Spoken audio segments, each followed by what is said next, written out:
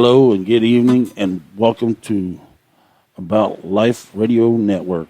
I'm your host, Dan Corner. I hope everyone is doing well this evening. As you know, I've been gone for some time.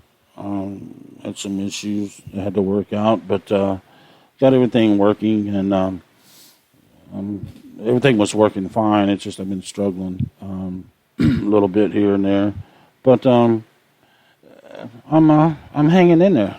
For those of you watching me on Facebook Live, I know the picture's a little dark, and I'm hoping you can hear me because I don't have my headset plugged in. I'm using it on my computer, as you can see. So, but those of you joining me, I hope you start listening to the show. I am coming back, doing some things. What's up, Don? You freezing your ass off up there in New York? It's rather chilly here. It's not exactly hot. It's not exactly hot here. We have cooled down some. I think it's supposed to be, I want to say upper 40s to 50s tonight, something like that. It's supposed to be, I'll say this, and y'all can laugh at me if you want to. It's okay. I'm from the South, and it don't get real cold here. But this is supposed to be our coldest weather yet of the year. And when it gets cold in Florida, it gets cold. Our blood's thinned out from the heat. I know it's nothing like you people up north have. I know I've drove trucks. I've been all over the country in Canada. I know what cold weather is. But to us, this is cold. Like I said, because our blood's all thinned out. But one thing I want to talk about, and I wish somebody was on to talk to me, maybe come on Facebook Live and talk to me there, is I want to see how the difference in cold affects us. I know that cold weather affects us. Oops, sorry, I went real dark there. But here in Florida, it's a different kind of humidity altogether. The summertime, I have a friend in outskirts of Chicago. In summertime, they get in the 90s, and we've talked many times, and I said the humidity here gets like 80, 90, 95%. Sometimes in the summer, it gets 97, 98% humidity, and that's hot. It's extremely hot. In most places up north in the Midwest, they get like Texas, they get like 70, 80% humidity in some of them places. But it's not, our humidity drops. Like right now, it's like 40%. We're not used to that, It makes it hard for me to breathe when it gets too hot or too cold. So I got to kind of keep that happy medium, which is very hard to do, no matter where you live. But the cold really affects my my body, and I know it does everyone else as well. I know I'm not the only one. It just makes the old bones ache, and of course, I know with us getting older, that doesn't help matters any.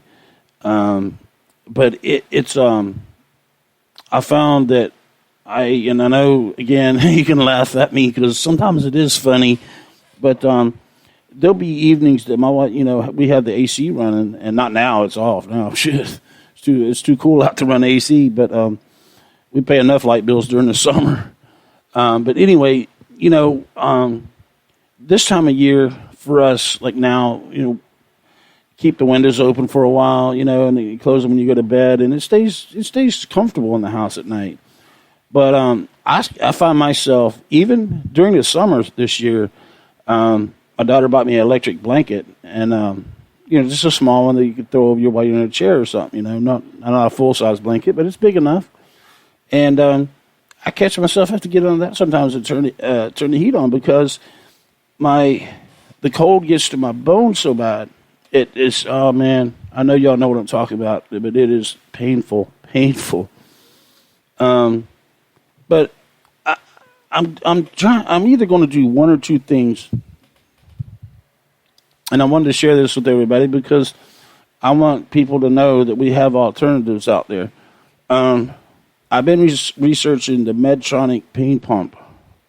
For those of you that might be interested in a pain pump, this is my suggestion and my opinion only, but I would suggest you check into Medtronic.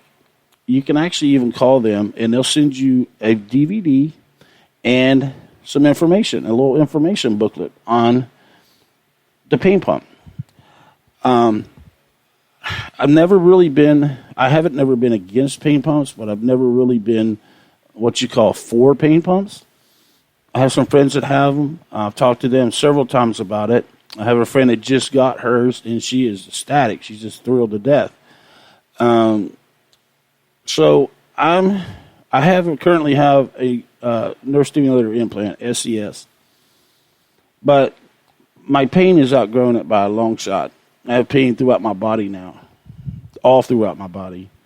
So I believe the stimulator, it's just not going to continue to do its job. It does its job for the area that it's designed for, but like I said, it has outgrown the stimulator.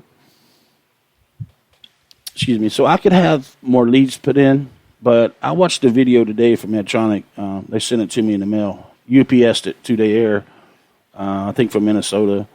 Anyway, I got it today, and I watched the video, and the video doesn't show any graphics or anything. It nothing disgusting. It doesn't show live surgery or nothing. It just shows where they implant it, how they run a tube, and where they run a tube to. They run a tube into your spinal column, which is where my lead for my stimulator is at.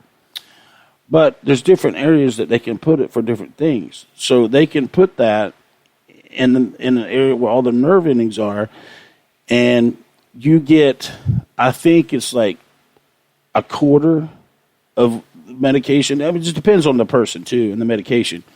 But it's better to do it that way than it is to actually take the medication by mouth, because that gets into your bloodstream. The medicine for the pain pump goes straight to the spinal fluid, where all the nerve endings are in your spine. It goes to that point.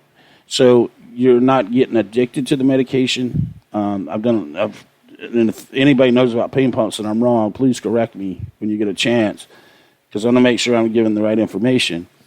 But I think the pain pump is better all the way around. Now, I know some people that have the older style pain pumps, which were like square, like so, and some of them did kind of show in their skin. Well, I got news for you. Medtronic has a new one out, and it's about that big around. It's about the size of the battery for the newer stimulators. It's about like a silver dollar or so. One's kind of thin, the other's a little thicker. Your phone is spinning like a Ferris wheel. Hey, Don, you can click on the link on my page, and you can listen to me on air, because I'm on air right now, so you can listen that way since your phone's freezing up. It could be a connection from my end too as well, but and I'm kind of in the dark anyway, so that's my fault. But like I'm saying, it's about the size of a silver dollar. One's like so thick, and the other's a little bit thicker. One's like a 220, and the other's a 420 or something like that. But I think that's going to be the route that I'm going to end up taking. I'm still thinking about it. I'm not 100% sure, but I don't like taking pain medication, for one. Two, the pain medication is like not working like it was. So I don't know what's going on with that. It could be a number of things. So, but I have been checking into the Medtronic pain pump, and I believe that's the route I'm going to try to take. There is a new stimulator out by St. Jude, and I've heard some really, really good reports on it, that it really works well. I know it's supposed to be just for CRPS, I do believe, but I'm sure it works with chronic pain, period. It doesn't leave with the tingling sensation and the feeling that the older stimulators do. including the one I have that I've had since 2014. So they say it really works well, and I'm nothing against St. Jude. I don't have any of their products. I've never have. Medtronic is the leader in the field with all these stimulators and pain pumps and other stuff. They come out with it a long, long time ago. And I just rather stick with Medtronic. They're more reputable, however you say that word. They're more reliable. And I don't mean that to say anything bad about St. Jude, because like I said, I know people that have St. Jude and they're fine with it. So it's just my personal preference. But I'm kind of eager to get this ball rolling. I'm going to start doing it tomorrow and kind of see what happens from there. Yeah, there's something is on Facebook because mine's just spinning now on my phone. I don't know what's going on there, Don.